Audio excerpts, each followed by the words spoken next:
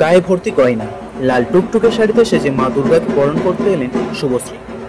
দেখতে দেখতে পুজোর 4টে দিন কেটে গেল। মায়ের এবার ফেরার পালা। দশমীর দুপুরে মাকে বরণ করতে কেমন ভাবে সাজলেন অভিনেত্রী শুভশ্রী গঙ্গোপাধ্যায়।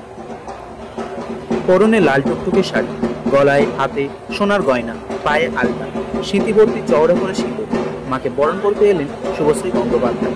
প্রতি বছর এই দিন নায়িকা সাজ দেখার অপেক্ষায় থাকেন অনুরাগীরা। অন্তঃসত্ত্বা অবস্থাতেও এই মুহূর্ত মিস করেননি অভিনেত্রী।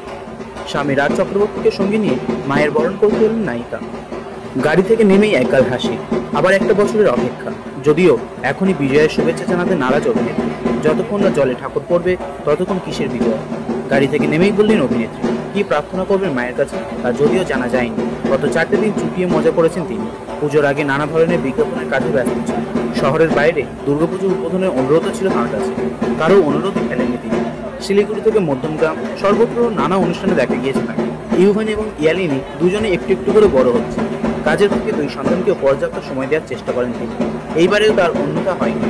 ছেলে ও মেয়েকে নিয়ে কলকাতার নামী প্যান্ডেলগুলো ঘুরে দেখেছেন তারা। এছাড়া বাড়িতেও বসেছিল আড্ডা। অতিথি তালিকায় ছিলেন সস্ত্রীক আবির চট্টোপাধ্যায়, মানালি দে, অরিন্দম শীল এবং টলিপাড়ার অনেকেই।